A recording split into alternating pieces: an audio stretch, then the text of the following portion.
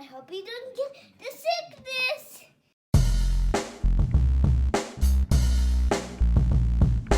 My boy Kurt is a stay-at-home dad, watching Disney movies he never had. His daughter digs through all the VHS, crushing the classics in a princess dress. Informed like Scuttle, Kurt's got your ticket, making it real like Jiminy Cricket. Most off the Captain Hook, but if the Tweedle dumb, he'll be taking more shots than Bambi's mom. Leaves him raised like Simba, or cracked like the beast dishes. He'll show you a whole new world, you won't need 3 wishes. Stay at home, Disney dad.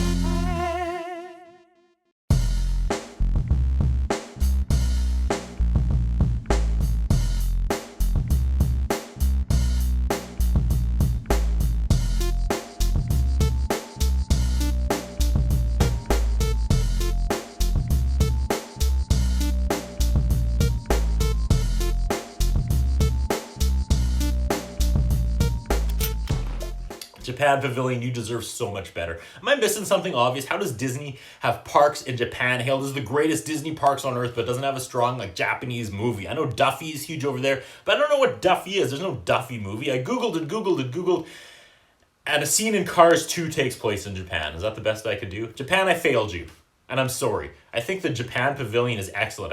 I thought I had properly taken it all in, but during COVID lockdown, we watched a bunch of old YouTubers touring the Disney parks, and I realized deep in the Japan market, you can buy Nintendo merchandise. I also realized I now have to buy Nintendo merchandise from the Japan Pavilion. That's like going to the Coke store and buying a Pepsi. I mean, no disrespect, but I just want to tell that story the rest of my life. What are the chances I could buy Disney merchandise in Nintendo Land or Nintendo World when that opens in Universal Studios? Probably not. Okay, Japan. The website says Japan is one of the more picturesque of the countries in the Epcot World Showcase. It's also one of the best spots for shopping. Yeah, if you're into Nintendo stuff, I guess. Where was this information last time I was there? This is just come on, salt in the wounds, right?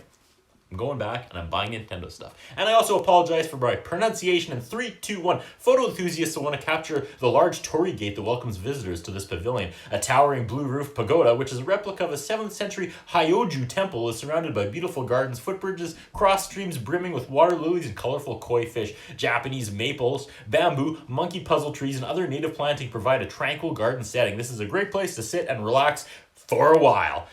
Cars 2, I'm so sorry. I Googled with one eye shut because I didn't want spoilers, but I couldn't tell if any of the Wreck-It Ralph movies actually take place in Japan, and it doesn't look like they do. If they do, I'll be kicking myself for this wasted opportunity. And if I'm wrong, I'm wrong. I'll do a future redo and I'll go back to Japan and give it the respect it deserves. But for now, let's head on over to Disney Plus and press play on Cars 2. We start with some James Bond super spy talk. There's a car, McMissile.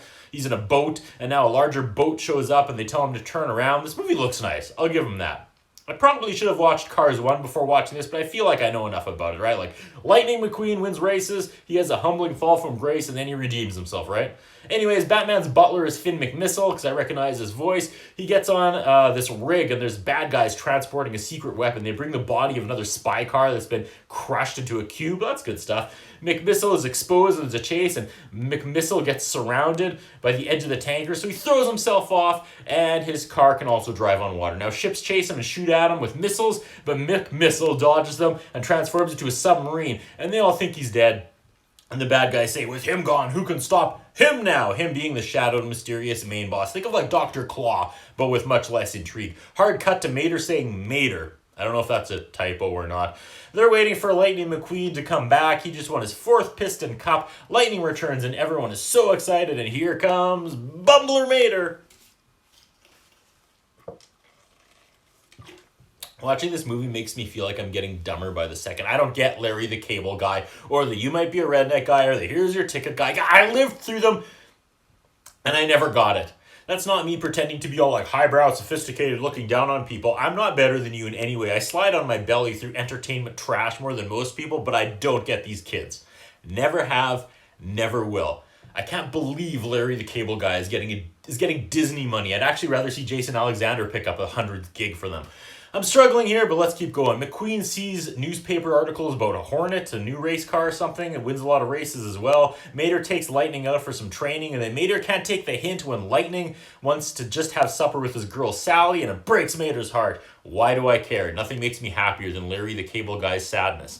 They go for supper, and Mater is the waiter. Cars sitting at a table. It's ridiculous. I just don't get this. I don't get this at all. Billionaire Miles Axelrod has a new fuel and he's starting a new race to promote his new fuel, the World Grand Prix. He's being interviewed and they are talking about why they didn't invite Lightning McQueen to the Grand Prix. Mater calls in and says Lightning McQueen would beat them all. Race car Francesco is talking trash about McQueen. Sally says she likes the look of Francesco, his open wheels. McQueen sassy asks, "What's wrong with fenders?" Watching his girlfriend lust over another car, McQueen gets on the phone and says, Francesco is indeed beatable. Francesco goads him and Lightning's like, I'll race. And then we pivot to the real story because Sally wants him to bring Mater and he doesn't want to bring Mater at first, but Sally makes him bring Mater to this race and I get it. There's no way Lightning will even have the opportunity to cheat on Sally with this moron hanging on him 24/7, right? We get a weird cover of the song You Might Think. All right, we're heading to Japan. Yes, Japan. Tie that loose knot. I'm sorry, Japan.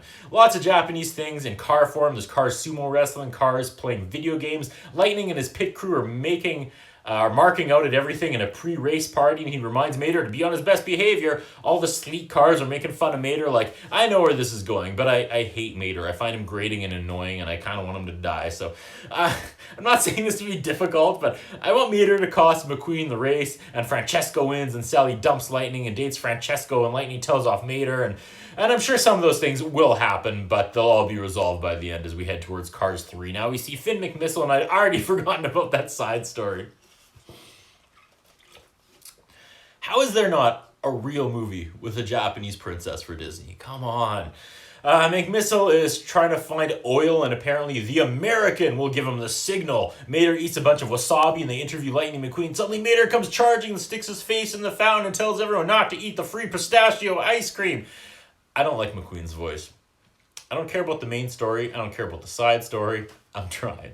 This is like Winnie the Pooh territory for me. I just don't get it. Mater goes into the women's washroom by accident. Then he goes into the correct one, and they make fun of bidets. The American, who is a new character, shows up to give Finn the signal and is ready for the drop, but he gets jumped. The signal is supposed to be coming from the bathroom, so here it comes. The American thinks Mater is there for the drop. He comes out and farts. Mater farts. A tow truck comes out of the bathroom and farts, and I guess I'm supposed to laugh here. The spy car thinks that's the signal and puts something on Mater. There's a big misunderstanding. The old spy car is captured, and I guess the new fuel can make cars explode with an electromagnetic pulse from a pulse gun, which the bad guys have disguised as a camera at the race. There's a lot of story suddenly pushed into this last short scene. They torture the American car and figure out where he's headed, wherever it was, or whatever he handed off to Mater, and then they use the pulse gun and they kill this car.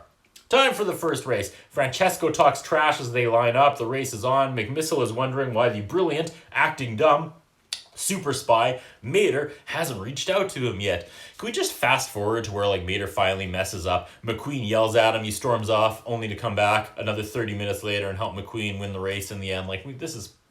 Why? Because friendship loyalty, right? Is that the lesson here? I don't know. The bad guys are using the pulse camera to knock out other cars from the race. Mater is chatting on the headset to the spy, and there's a misunderstanding, and he gives McQueen bad advice, and McQueen gives up the lead because he's listening to Mater talk about something else. Francesco wins by an inch, and here it comes. Lightning's gonna be mad. They ask Francesco what his strategy was. He says to start and wait for McQueen to choke. I went to the bathroom here and I didn't pause it. Ongoing tomfoolery, that the super high-end brilliant James Bond spy thinks Mater's also super high-end brilliant James Bond spy that is just pretending to be dumb. Mater gets super spy technology that can cloak him and make him look like other trucks.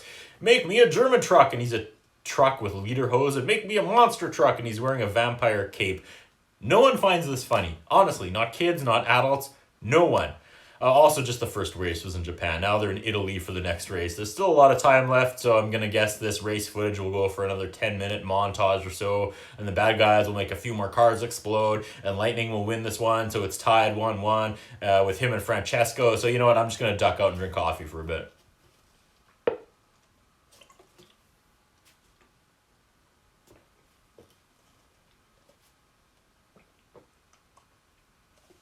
The cars are gambling now and using fuzzy dice. I'll give them props for that gag. Lightning isn't in this race, but now they're blowing up other cars that are in the race. Spy Guy figures out the fake camera is causing the explosions.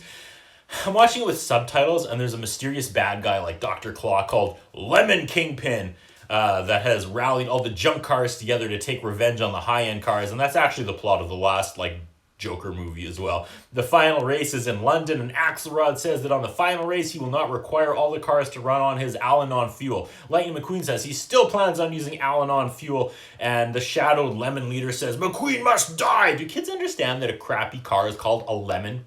Do you explain that to your kids? Or do they just watch this movie and think there's a giant evil lemon disguised in the shadows pulling the strings?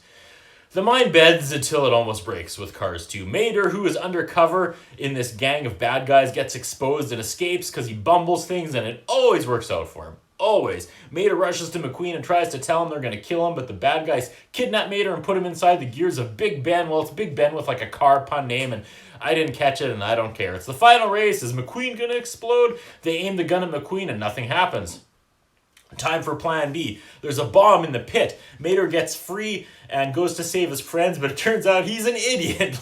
They put the bomb on Mater. Mater is the bomb because they knew he would drive straight to McQueen.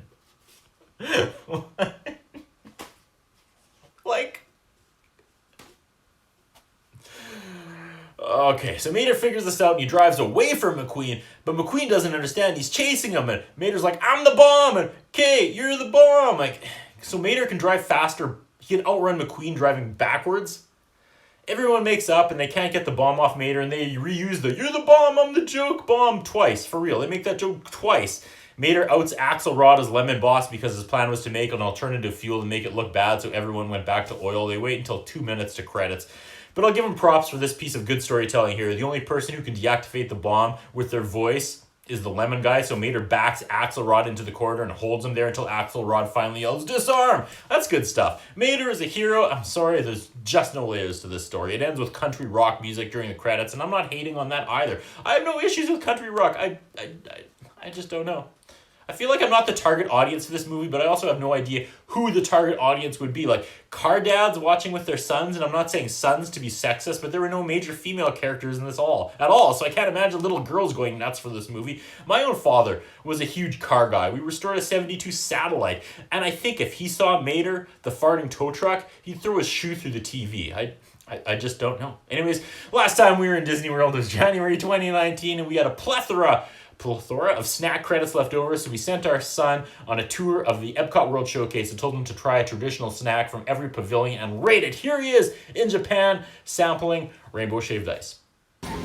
Japan, rainbow shaved ice. I don't know if the colors are different flavors or not, but I'm just gonna eat it.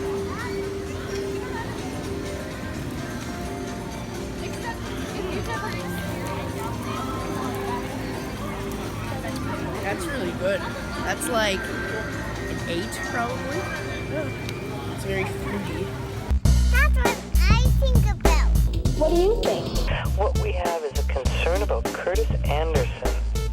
His interviewing style is not the best.